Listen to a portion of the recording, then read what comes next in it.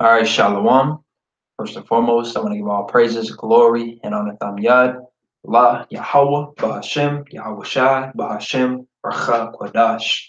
The honors to the apostles and the elders, great millstone, rule well, and peace and blessing salutations to the hopefully elect of the nation of Israel, which is Yashar Allah and the Lashawan Kwadash, all right, also known as the ancient Hebrew. All right, this lesson, uh, I don't know if it's going to be quick or long. I presume it could be, brief. I'm going to hit the point. I'm not going to, uh, do vain babbling or nothing like that. Just want to bring out two comments that I just noticed somebody put 2 days ago on a video that was called Esau and Leprosy in the Bible. All right. Because there's, first of all, just to say this as well, there's different types of leprosy. And the one that I was dealing with, and that is being stripped of your pigment. All right. Because that is the curse that was set on Cain, which later came upon Esau as well. But that's through something that is very, very deep in the scriptures that most people cannot fathom, which is reincarnation. All right, that flies over most people's heads.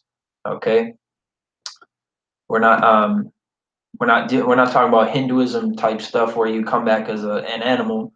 All right, but rather you come back, as a person in your lot. All right. So Cain came back as Esau, and he was cursed with leprosy.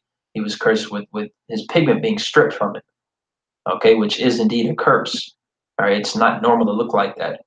All right, especially being made from the ground, the dirt, rich soil. It's completely opposite. But anyways, I want to address this comment, which could very well be an Edomite that commented it. I mean, it definitely seems like that. Could be a Jake. I'm not sure. It seems like a heathen based off the vibration that they're coming in. But I'm gonna read it. And right away I perceive that this comment is from somebody that is clearly hurt from the scriptures, somebody that is clearly emotional dealing with the scriptures and can't handle reality, and facts rather. Um, and on top of that, also is just a very ignorant comment. All right. But the person said Esau was born red. So how was it a curse of leprosy that made the Phoenician Canaanites white? In the video, I didn't mention Canaanites at all.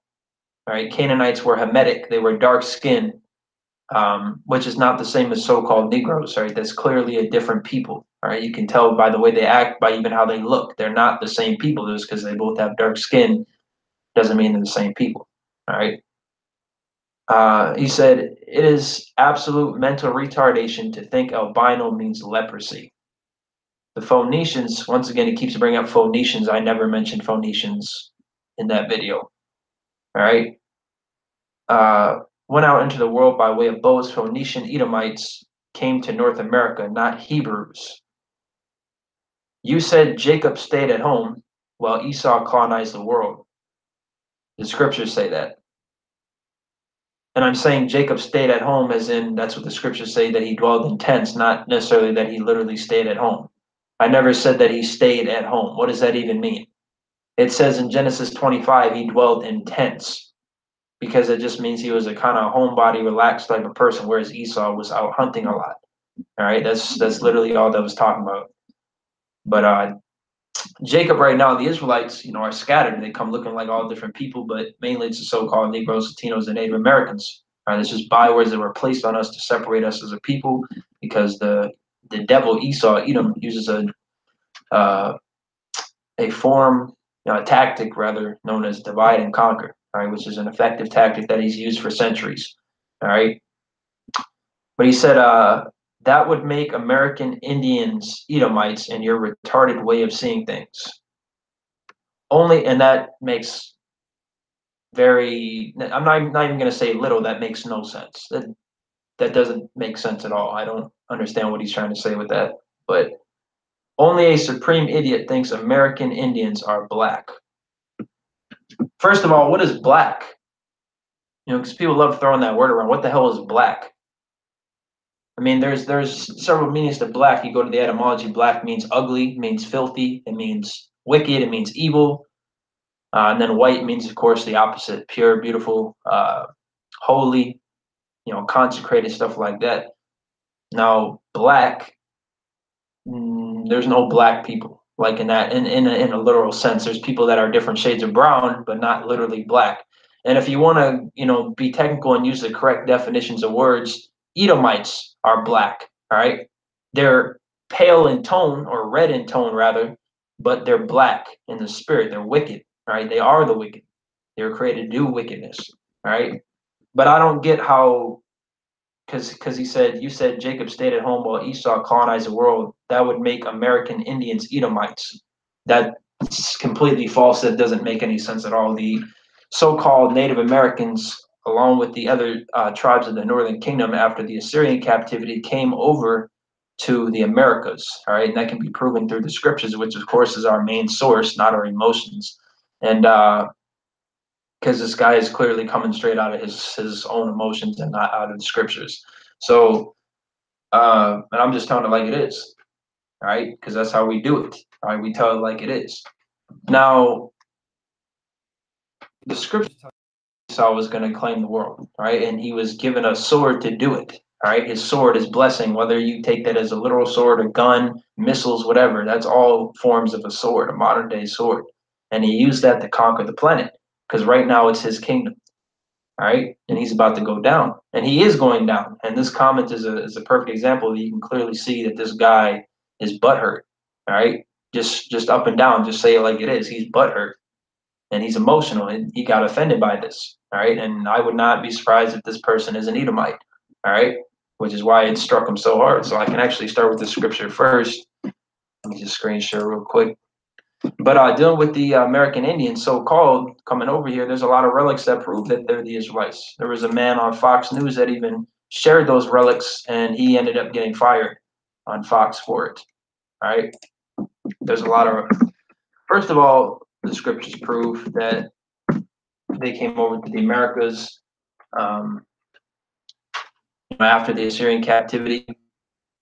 But there's relics that prove that, like you got these stones that have Hebrew on them, et cetera, et cetera. Even the fact that they had fringes on their garments, they all had stories. They are the Israelites of the Bible, man. All right. But this is Hebrews chapter 4, verse 12. It says, "For the word of God, which is Yahweh, all right, is quick and powerful and sharper than any two-edged sword, piercing even to the dividing asunder of soul and spirit, and of the joints and marrow, and is a discerner of the thoughts and intents of the heart." All right. So through the spirit and power of Yahweh by Shemel Shai, these people are getting emotional because they're getting struck with that sword. Right? This sword is ripping apart every false reality that they believe, that they perceive to be true, man. Right? Because you're living in a fantasy world. The people in Israel are not the Israelites, and that is very, very vaguely clear when you actually read the scriptures and just actually think. You just sit there and actually read and actually think about what you're reading. Those people are not the Israelites, and they never have been, and they never will be. All right, and even the top people of their nation know that, man. All right, and they're trying to cover it up. They're not the Israelites. If you haven't figured that out by now, then you're just an ignorant fool. All right, that's the bottom line. They're not the Israelites. The Israelites are being gathered together right now, the elect, all right, starting with the elect, and they're going to be placed in that land. You see? But there's a lot of relics that prove that the so-called Latinos and Native Americans are Israelites. All right, you can look those for yourself. All right, but let me get this. This is Second Ezra chapter 13, which was taken out of the Apocrypha, or Salaki, not out of the Apocrypha, it was taken out of the Old Testament. All right, which was part of the Apocrypha. It was taken out of the Old Testament. Apocrypha means hidden books. All right, it was taken out of the Old Testament by Esau. Of course, and when you read the Apocrypha, you'll understand why that is. It's very clear that it's all about the Israelites, and it even gives you hints on who the Israelites are. All right, verse 39, it says, whereas thou sawest that he gathered another peaceable multitude unto him, those are the 10 tribes which were carried away prisoners out of their own land in the time of Hosea the king, who Salmanassar the king of Assyria led away captive, and he carried them over the waters, and so came they into another land. But they took this counsel among themselves, that they would leave the multitude of the heathen and go further into a country, or Salaki, and go forth into a further country where never mankind dwelt. And where was that? the Americas, all right, the Western Hemisphere, all right, the New World, as the conquistadors called it, okay, that they might there keep their statutes, which they never kept in their own land, and they entered into the Euphrates by the narrow places of the river, for the Most High then shewed signs for them and held still the flood till they were passed over. It says, for through that country there was a great way to go, namely of a year and a half. The same region is called Azareth. Right, so these tribes, the northern tribes, came over to the Americas. Okay, they came over to the Americas. But the biggest part that was ignorant is the fact that he said Esau colonized the world, which that's true. We agree with that, because he said, you said Jacob stayed at home while Esau colonized the world. That would make the American Indians Edomites. That makes no sense because they came over to the Americas and dwelt in this land where nobody was. Who did they colonize when they came over to America? There was nobody here. It was an empty land. What does this say? Where never mankind dwelt. There was nobody in the Americas. So what did they colonize? The dirt? Come on, buddy. But I can tell you who came over and colonized them and colonized the so-called Latinos, like the Aztecs, the Incas, the Tainos. Who colonized them? So-called white people. Which is who? The biblical Edomites. Okay? And this is being brought out on a daily basis, man. Let me get Job chapter 9, verse 24.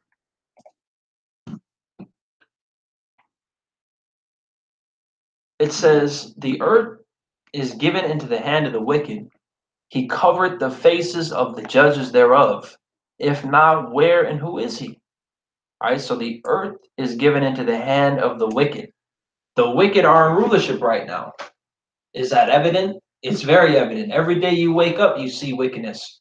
All right. If the righteous were in authority, the righteous were in rulership, the stuff that's happening right now in the world would not be happening. All right. The wicked bear rule over the planet. All right.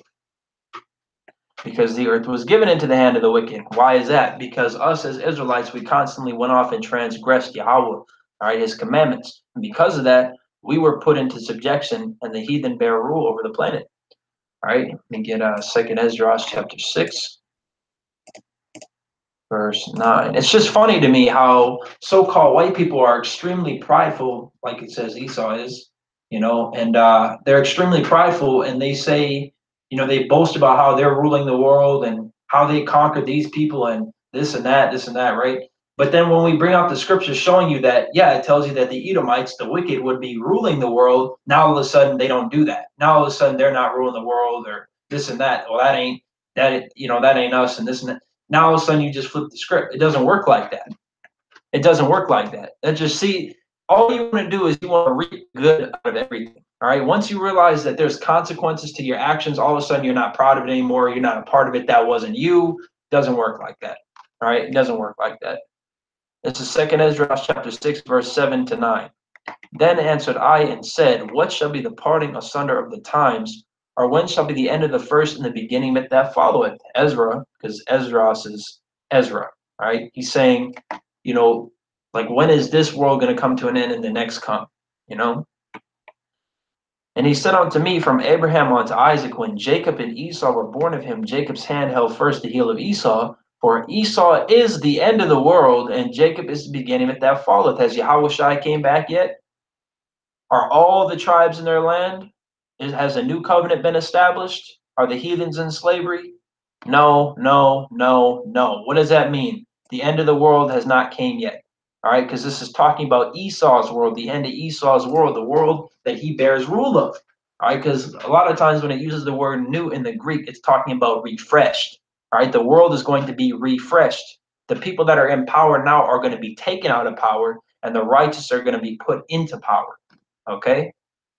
As it says also, kingdom shall be translated from one people to another.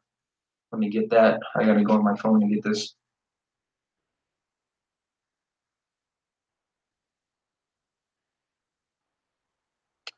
This is Ecclesiasticus chapter 10, verse 8.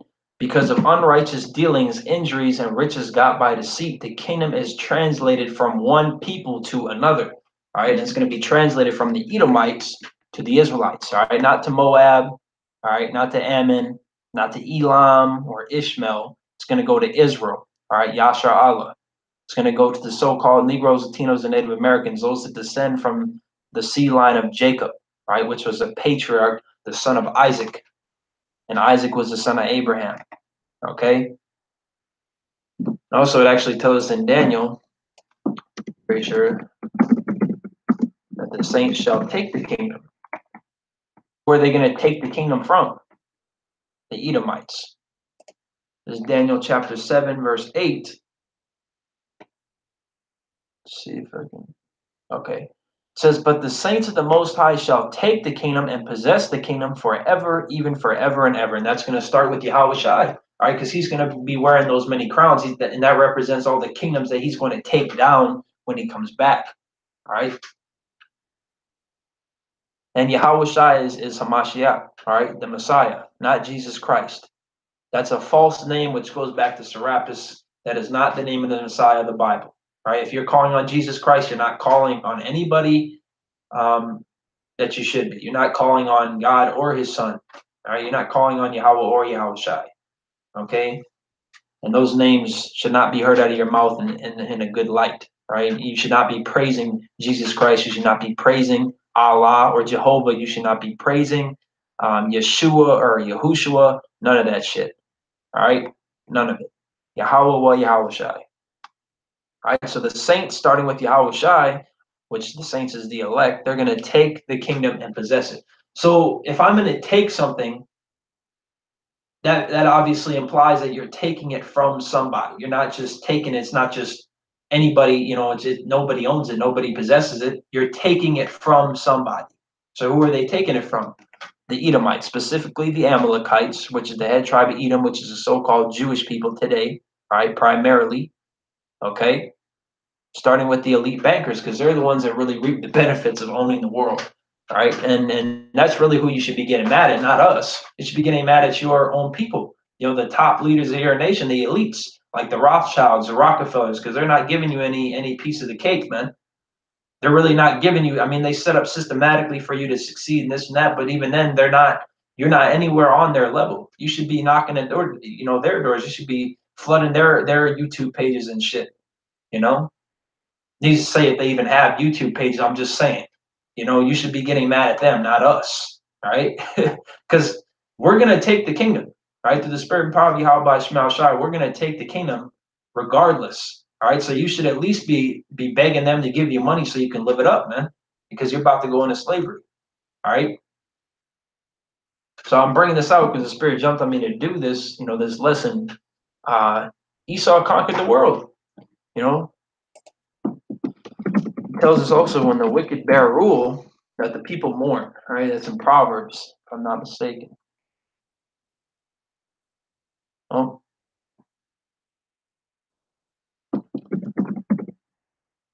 Salakia, hold up. I paraphrased wrong. Go on my phone and get it. This is Proverbs chapter 29, verse 2. When the righteous are in authority, the people rejoice, but when the wicked beareth rule, the people mourn. Right? Clearly, people aren't rejoicing like that. Suicide rates that are an all-time high. The wicked bear rule. Now watch this, right? The wicked bear rule.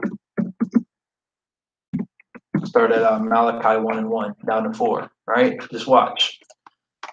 The burden of the word of Yahweh to Israel by Malachi. I have loved you, saith Yahweh, yet ye say, wherein hast thou loved us? Was not Esau Jacob's brother? Saith Yahweh, yet I loved Jacob, and I hated Esau, and laid his mountains and his heritage waste for the dragons of the wilderness. Whereas Edom saith, we are impoverished, but we will return and build the desolate places. Thus saith Yahweh of hosts, they shall build, but I will throw down, just as he's going to do to America. All right, America is going to be destroyed by nuclear missiles. And they shall call them the border of wickedness, and the people against whom Yahweh hath indignation forever. All right, which is righteous anger. So Edom is what? The wicked. All right, Edom is the wicked. They were set up to do wickedness. They're basically set up to be a beating stick for the children of Israel. All right, but they have clearly exceeded that. All right, and they have exceeded that. They've done terrible things that they were not, really set up to primarily do. You see, they're really over pushed it. They just completely they went from being a beating stick to I don't even know, being a whole just complete sword, man, killing anything and everything, man, destroying the entire world. All right, and we're really the ones to blame. And why is that? Because we're the ones that went off. If we didn't go off, the beast would have never been let out of his cage, right? But Esau and the other nations are still going to be punished for what they did. They're not exempt. We get punished for everything we do, so why wouldn't they get punished for destroying, rape, rob, and murdering us, right? Tells us in Zechariah that the nation of Israel is the apple of Yahweh's eye, right? So if you're stabbing at his eye, why wouldn't he act on that, man? This is Zechariah 2:8. For thus saith Yahweh of hosts, after the glory hath he sent me unto the nations which spoiled you. For he that toucheth you toucheth the apple of his eye, and nobody has spoiled us worse than the nation of Edom, specifically the Amalekites. All right, nobody. Nobody. Okay, the only enemy that is above Edom is our flesh. All right, because our flesh is what causes us to go off. Edom is the top enemy out of all the nations, man, by far. There's a whole book dedicated to his destruction and downfall, man, which is the book of Obadiah. You probably never even heard of it, all right, because it's never brought out. But you should read that book, all right, because that hasn't happened yet, but it's about to. And it's not just Edom, because the other nations are going to go into slavery. Another big enemy we had were the Philistines, all right, which were Hamites. All right, they're going to go into slavery too. All right, it's just righteous judgment. Just like if somebody murdered your family, you'd want justice to be done. It's the same thing now. All right, it's the same exact thing now.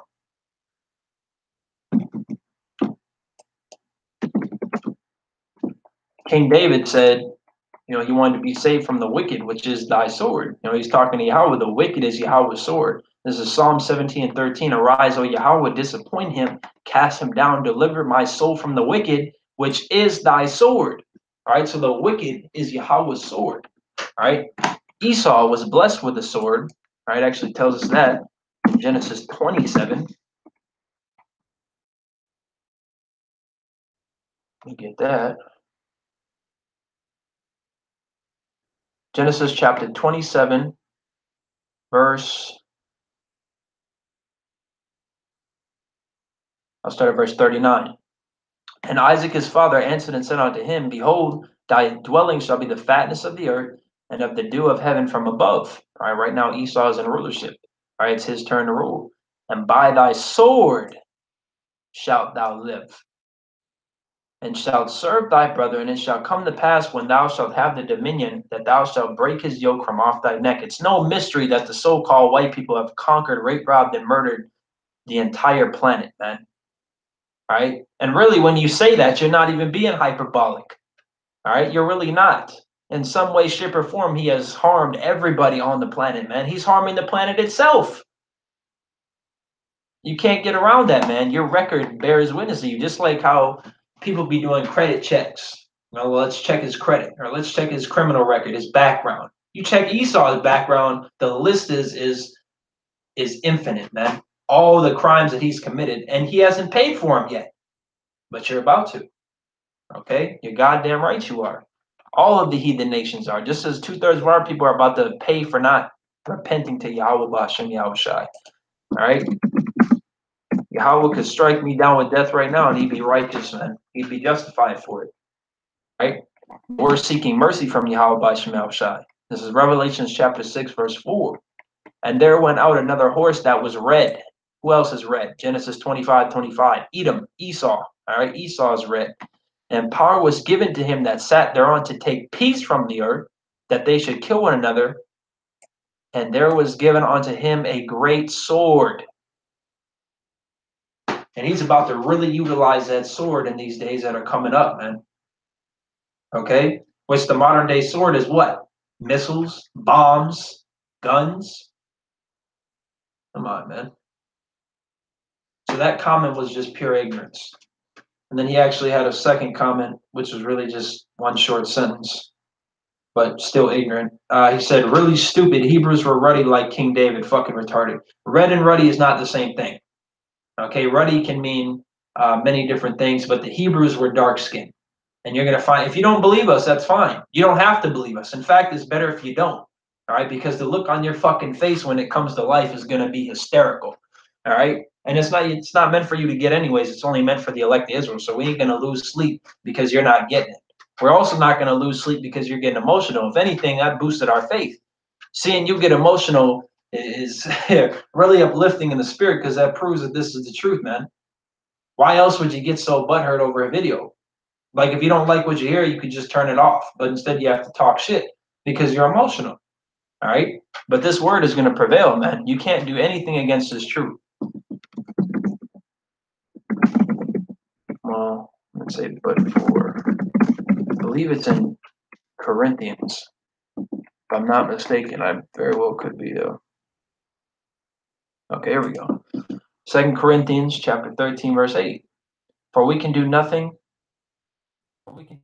against the truth, but for the truth. So you can't do anything against this truth, man. The truth is going to prevail no matter what you say, no matter how you feel. Doesn't matter. Doesn't matter. You can kill me, man. You can come and break into my house and kill me. Somebody else is going to rise up in my stead and is going to push this word.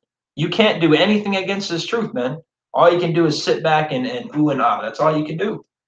You can get mad. You can lose sleep. You can complain. Don't matter. All right. It didn't matter back then what you did. Why would it matter now?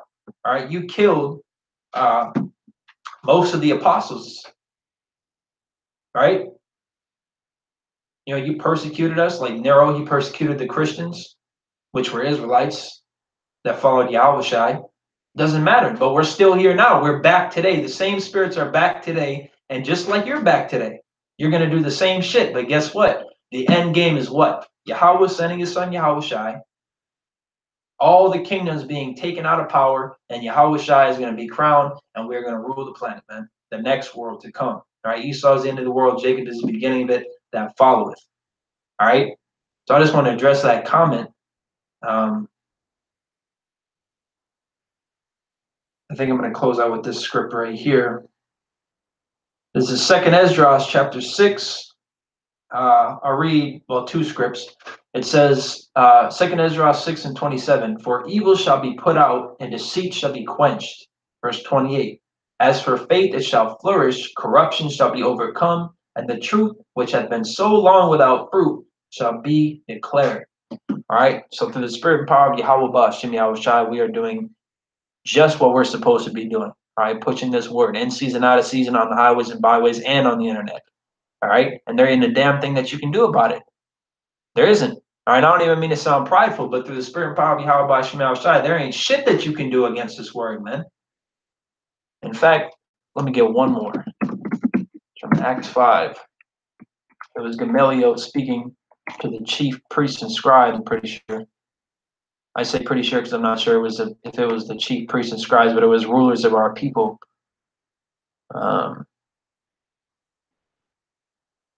Verse 39, Acts chapter 5, verse 39. But if it be of God, which is Yahweh, ye cannot overthrow it, lest haply ye be found even to fight against God. And you're not going to win a battle against Yahweh, man. He created you. How the hell are you going to beat him? It just shows how fucking arrogant you people are, man. All right? But through the spirit and power of Yahweh by Shemal Shai, we are conquering, man. We're taking the planet over right now through the truth, man. You got Israelite camps popping up all over the planet. All over the planet. It's over. It's over. You can only run from judgment for so long, man. And the only reason you've been able to run from it is because Yahweh has given you time to rule, to fulfill your blessing that Isaac gave you, which was Yahweh Shai in the spirit. All right? So your time is up. Simple as that. All right? But this is only for the elect of the nation of Israel. So Yahweh Shai, this video was edifying to the elect, that it gathers some, fruit, even if it's one person. All right? But if it doesn't gather anybody, that's fine too. Because at the end of the day, it's the work. All right? Pushing the plow, man. So with that said, I want to give all praises, glory, and honor. Tam Yad, La, Yahweh, Bahashim, Yahweh Shai, Bahashim, Rachak, Wadash. The honors, the apostles, and the others, great notes on a rule well. And peace and blessing salutations to the hopefully elect of the nation of Israel, which is Yashar Allah in the ancient Hebrew, also known as Elisha one Kodash. And Shalom, Yahweh Bahashim Yahushua, Waharachak Wadash, Barakathum, to the sincere Akim, Wa'akwat, out there pushing in sincerity and truth. Keep pushing. We're almost out of here. All right, Shalom.